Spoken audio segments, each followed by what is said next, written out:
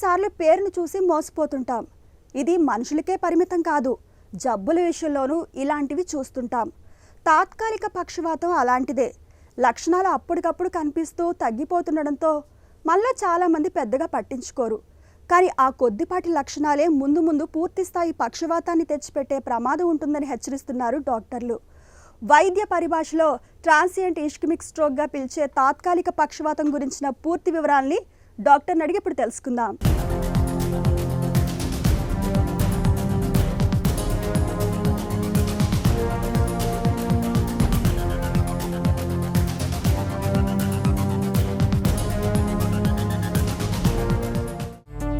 Transient ischaemic attack అంటే ఏంటి?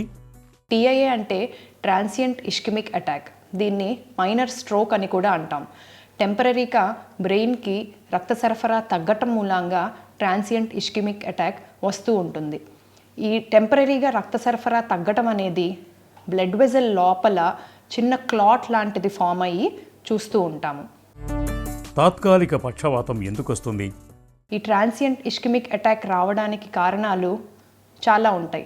ఆ రిస్క్ ఫ్యాక్టర్స్ అన్నీ uncontrolled hypertension, uncontrolled sugars, cholesterol ఎక్కువగా ఉండడం, ఊబకాయం, స్మోకింగ్ లేదా ఆల్కహాల్ అలవాట్లు ఉండటం మూలంగా వస్తుంది. ఈ రిస్క్ ఫ్యాక్టర్స్ ఉన్న పేషెంట్స్ అందరిలోనూ రక్తనాళాల్లో పూడికలు వస్తూ ఉంటాయి. ఈ రక్తనాళాల పూడికల్ని ఎథెరోస్క్లెరోసిస్ అని అంటాం. ఈ ఎథెరోస్క్లెరోసిస్లో చెడు కొలెస్ట్రాల్ అనేది రక్తనాళాల గోడల్లో పేరుకుపోతూ ఉంటుంది. దీని వలన రక్తం ప్రవహించే మార్గం అనేది సన్నబడుతుంది. దీంతో పాటు రక్తనాళం లోపల ఉన్న పొర కూడా డ్యామేజ్ అవుతుంది. ఈ పొర డ్యామేజ్ అయినప్పుడు బ్లడ్ క్లంప్స్, ప్లేట్లెట్స్ అనేవి ముద్దలు ముద్దలుగా ఫామ్ అయినప్పుడు అవి చిన్న చిన్న ఫ్రాగ్మెంట్స్ డిస్లాజ్ అయ్యి సర్క్యులేషన్లోకి ఎంటర్ అయ్యి టెంపరరీగా బ్లడ్ ఫ్లో అబ్స్ట్రక్షన్ కాజ్ చేసి టీఐఏ లాంటి సిమ్టమ్స్ కనిపిస్తూ ఉంటాయి. తాత్కాలిక పక్షవాతం లక్షణాలు ఎలా ఉంటాయి? ట్రాన్సియంట్ ఇష్కెమిక్ అటాక్లో కూడా స్ట్రోక్ లాగా సిమ్టమ్స్ కనిపిస్తూ ఉంటాయి. ఇవి బ్యాలెన్స్ తగ్గటం, అంటే నడుస్తూ ఉంటే తూలు రావడం, కంటికి సంబంధించిన సమస్యలు అంటే చూపు మసగ్గా అనిపించటం లేదా డబల్గా కనిపించటం లేదా ఒకవైపు చూపంతా తగ్గటం, నెక్స్ట్ ఫేస్ డీవియేషన్ అంటే మూతి వంకర పోవడం, నెక్స్ట్ ఒకవైపు చెయ్యి కాలు వీక్నెస్ లేదా మొద్దుబారటం, మాట తీరులో తేడాలు, ముద్దగా మాట్లాడడం లేదా అసలు మాట అనేది రాకపోవడం లాంటి లక్షణాలు ట్రాన్సియంట్ ఇష్కెమిక్ అటాక్లో కనిపిస్తూ ఉంటాయి. ఈ సిమ్టమ్స్ అన్నీ మనం గుర్తుపెట్టుకోవడానికి బీ ఫాస్ట్ అనే యాక్రోనిమ్ని వాడతాం. B for balance, E for eyes, F for face deviation, A for arm or leg weakness, S for speech and T time to call the ambulance. తాత్కాలిక పక్షవాతాన్ని పట్టించుకోకపోయినా పర్వాలేదా?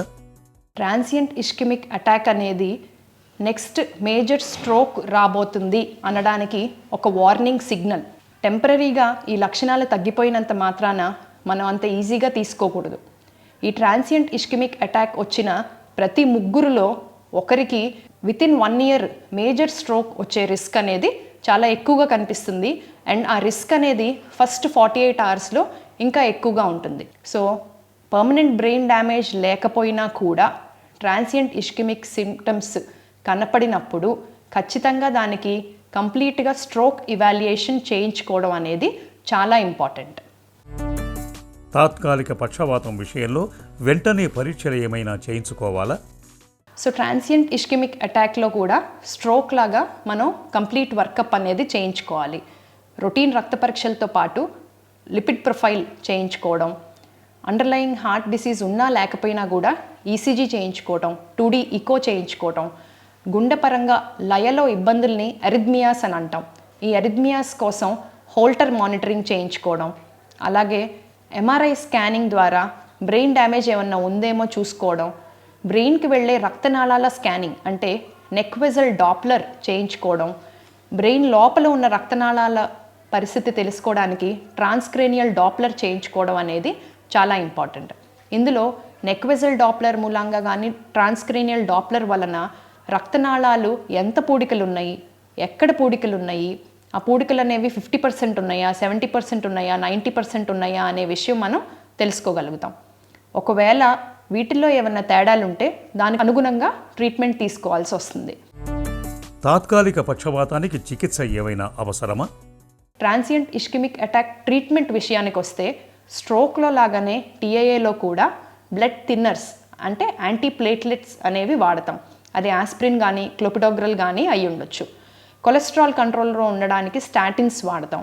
బీపీ ఖచ్చితంగా కంట్రోల్లో ఉంచుకోవాలి. షుగర్ అనేది పర్ఫెక్ట్ కంట్రోల్లో ఉంచుకోవాలి.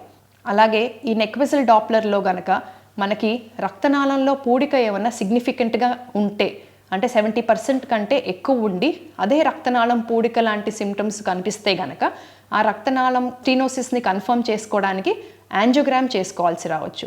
అలా చేసుకున్న యాంజియోగ్రామ్లో గనక ఈ స్టీనోసిస్ కనుక కన్ఫర్మ్ అయితే అట్లాంటి రక్తనాళాలకి స్టెంటింగ్ కూడా అవసరం అవ్వచ్చు. దీంతో పాటు స్మోకింగ్, ఆల్కహాల్ లాంటి అలవాట్లు మానేయడం, రెగ్యులర్గా ఎక్సర్సైజ్ అండ్ డైటరీ మోడిఫికేషన్స్ కూడా కంపల్సరీగా చేయాలి. అప్పుడప్పుడు పక్షవాతం తాలూకు లక్షణాలు కనిపించి తగ్గిపోవడాన్ని అశ్రద్ధ చేయకూడదు. ఈ లక్షణాల్ని హెచ్చరిక సంకేతాలుగా తీసుకోవాలి. హై బీపీ, షుగర్ వంటి ప్రేరేపకాల విషయంలో ముందు నుంచి జాగ్రత్త పడాలి. అప్పుడే పక్షవాతాన్ని మనం నివారించుకోగలం.